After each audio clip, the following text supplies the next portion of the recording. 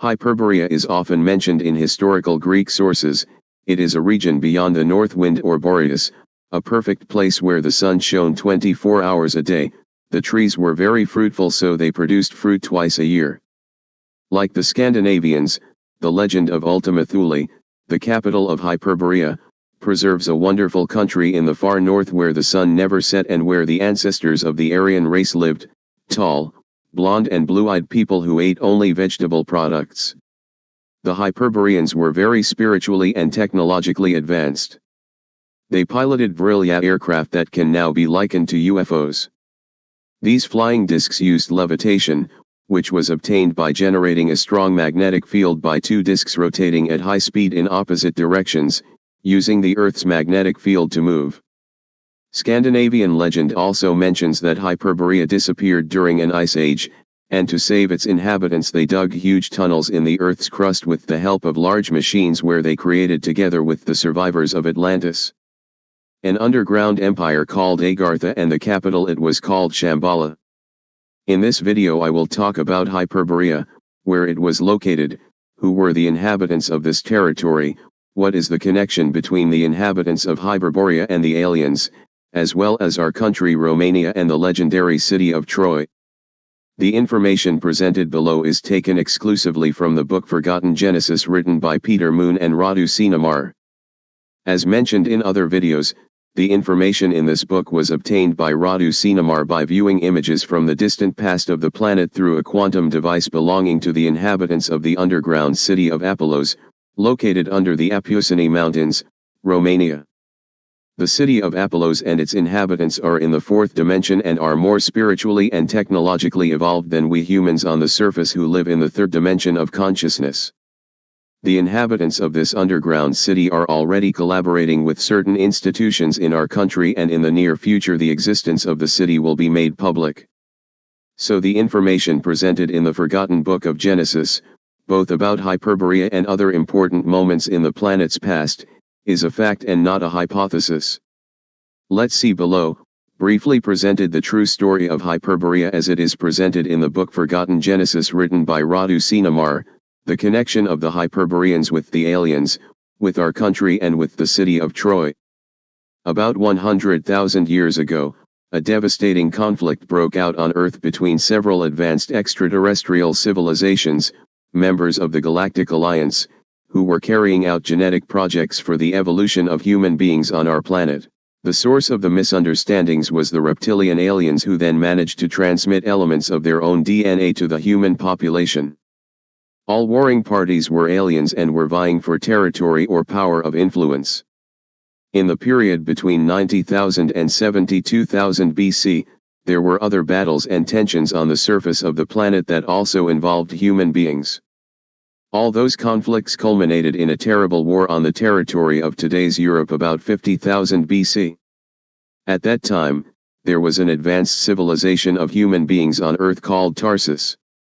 The configuration of the land in the northern hemisphere was a little different from what we know today. Sweden, Norway, and Finland were united with Europe, and instead of the large surface that is now covered by the sea there were only lakes and a few large rivers. The Tarsus civilization occupied these territories and even advanced further south, to Poland, Ukraine, Romania, and even slightly to the east, capturing some of the Baltic countries today. The vast majority of them were ENK human beings, but they had a much slimmer, more vital, and more harmonious body than that of contemporary man. At the beginning of their civilization, 70,000 BC, they were ENL beings, but the repeated combination with ENK beings, there underwent major transformations, with strong accents ENK. From a certain point of view they were a civilization of demigods, or hybrids from the combination of ENL beings with ENK beings. The cause of the huge conflict around 50,000 BC was the friction between the different beliefs shared by the Tarsus peoples. At that time, the connections between the physical and the etheric plane of Earth were numerous, creating many gateways from one plane to another on the surface of the planet, but especially providing access to the sacred realms inhabited by wise ENL beings in the realm of Shambhala. Over time, some groups of Tarsus populations began to want an expansion of their territory, which also involved several crossing zones between the physical and the etheric plane. Thus arose the first armed conflicts, which at first were relatively minor. Through their multitude and insistence, those battles and wars destabilized the natural existence of the interdimensional portals between the physical and the etheric planes. The etheric zones corresponding to those frequencies began to separate more and more from the physical plane, and this gave rise to great discontent and misunderstanding, as many possibilities were lost which were previously valid due to coexistence with the etheric plane, higher knowledge. Much greater access, easy to move from one area to another, contacting higher beings and higher states of existence and others. Thus, each group of people involved in the conflict wanted an acceptable area to continue their existence, and many of them even wanted the Shambhala territories. That was in fact the moment when the Great War broke out, through a kind of union of all the outbreaks of battle that had been going on for many years in different areas of Tarsus. It was a terrible, huge, and devastating war. A huge army, led by factions hostile to the good, forced some entrances into Shambhala, attacking through several access areas, located in southern and central Poland. There they encountered a strong defense of the common areas of passage between the physical plane and the etheric plane. The conflict zone then spread to huge territories, as if in small fans, comprising part of Ukraine and northern Romania, the whole territory of Poland, going as far as the southern part of Sweden, inclusive. The terrible conflict involved a huge number of warriors, several million. The Tarsus were elite warriors, very powerful and with weapons that borrowed some characteristics and powers specific to the etheric plan, with which until then they had very frequent contact. In the war, along with the Tarsi, there were also less developed but very powerful groups of ENK beings, but with conventional weapons such as axes, spears or bows. It seems that even the smallest ENL beings did not stand aside from that terrible confrontation, using far superior technologies, such as some highly armed attack aircraft. They emitted a kind of jet like a bundle of lasers, which branched off near the surface of the earth and caused immense damage, both material and human. The conflict was so violent that after its cessation, some peace activists among ENL beings decided that it should be engraved in the memory of mankind, to prevent such a thing from happening again. In the conflict zone, in the etheric plane, some gigantic columns appeared like warning transmitters. They contained telepathic wave emitters inside whose purpose was to prevent any future such a devastating conflict by emitting specific frequencies that were activated in the event of such a threat. After the end of the war, the few remaining beings, especially the upper ones in the ENL branch and those in the upper ENK branch, that is, some of the demigods who represented hybridizations with ENL beings, later developed a high spirituality in that area, which thus became the birthplace of the great Hyperborean civilization. According to the forgotten book of Genesis, Hyperborea encompassed a vast territory, like a somewhat vertical strip of land from today's Transylvania up to what we know to be western Ukraine today, also capturing a small part of the western Baltic countries. A significant part of the territory was on the present-day surface of Poland, rising as far south as Sweden. It seems that there were two great periods in the history of Hyperborea, before the Great Tarsus War, which was between 70,000 and 50,000 BC, and after the Tarsus War 50,000 years ago BC. It seems that after the terrible confrontation, that territory, on which Hyperborea would later settle, remained almost uninhabited for a long time. Later the population in that area began to grow and individualize, becoming an independent civilization, a kind of administration in which the ENL beings who were leaders.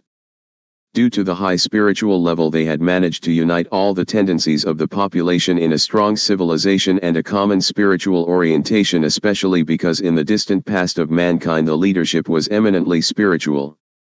It seems that at that time there was no other type of leadership, because the administrative leader of a larger territory was at the same time a priest, and this fact gave an extraordinary strength to the population and guided it in a positive way. The new Hyperborean population was united and consistent in aspiration and thought, much like the Christian countries of medieval Europe were under the spiritual authority of the Pope.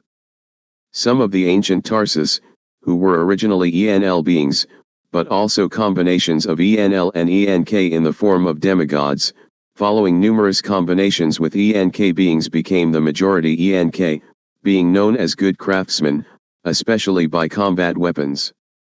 They defended the southern part of Hyperborea, living mainly on the territory of today's Transylvania and further north, to Ukraine. Then, about 27,000 years ago, the ENL gene had evolved so much that it had reached about the same level as that of advanced extraterrestrial civilizations. When that balance was reached, an understanding was created between humans, the ENL branch, and certain extraterrestrial civilizations, so that some of their high souls would incarnate in the bodies of ENL beings. At that time the ancient territory of Tarsus, which had become practically the territory called Hyperborea, was inhabited by many types of populations. In that vast territory were found almost all types of populations, whites, blacks, yellows, Mongols, and even other types, which were derived from them, but were still distinguished by certain features, skin color, eye color, hair, peculiarities of face or body. Sometimes quite different from what we know today. They endured because of the ease with which many souls on other planets incarnated on Earth and had physical bodies of ENL beings, because they could sustain evolved extraterrestrial consciousness. It seems that this was the last period of relative harmony on Earth, before the withdrawal of the ENL gene, which had depleted its resources. The withdrawal of the ENL branch was quite slow at first. It began around 27,000 BC and made ENL beings no longer spread all over the planet, but gradually remained only in certain areas of it. However, the withdrawal of ENL beings from the physical plane accelerated much after the sinking of Atlantis, about 13,500 years ago. The Earth remaining populated almost exclusively with beings from the ENK branch and possibly some ENL beings hybridized with ENK beings and only at the level of leaders. Or great leaders. ENL beings could be found, such as the pharaohs of ancient Egypt or the great kings of the Middle East. Since about 25,000 BC, temperatures on the planet's surface have begun to drop, causing ENL beings who already had a great resonance with the etheric plane to remain more and more in this subtle plane and have connections increasingly reduced to the physical plane. According to the forgotten book of Genesis, the Hyperborean civilization, in its active state, continued until about 14,000 BC, after which it became extinct. Small parts of it continued to exist in some areas of the former Hyperborea, even further north, but they formed very small communities. The rest of the population migrated quite quickly, especially to Atlantis and also to the south, to Transylvania, where they settled in the mountains. From there, after a few millennia, a part of the population descended to the south of the continent, giving birth in time to other great civilizations, closer to our days. Another part, however, migrated east to Asia in distinct stages, also laying the foundations of great civilizations. Another group of people, descendants of the Hyperboreans, left the area of Transylvania, together with their domestic animals, especially sheep, and settled on the territory of today's Turkey. There they initially built a fortress that in time became a large city, very well developed and even equipped with a certain technology, the fortress being illuminated during the night.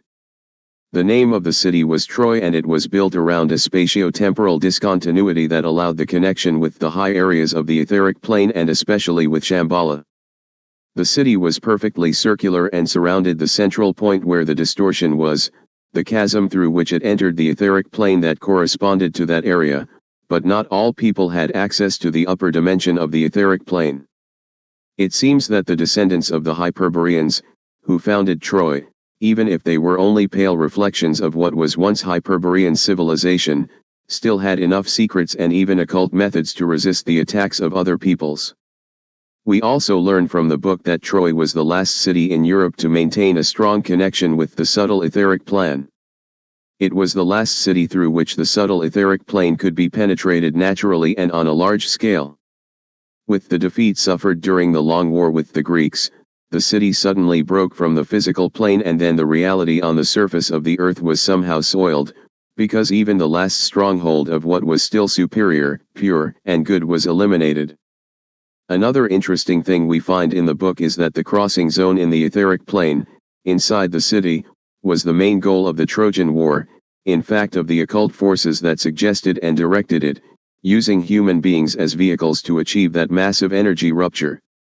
After that, Troy resurfaced in the etheric plane, and the city as such could no longer be found in the physical plane. It also appears that what Heinrich Schliemann discovered in 1870 in the area of Hisarlik in northwestern Turkey today is only a small part of the city, more precisely that part that resonated closer to the physical plane.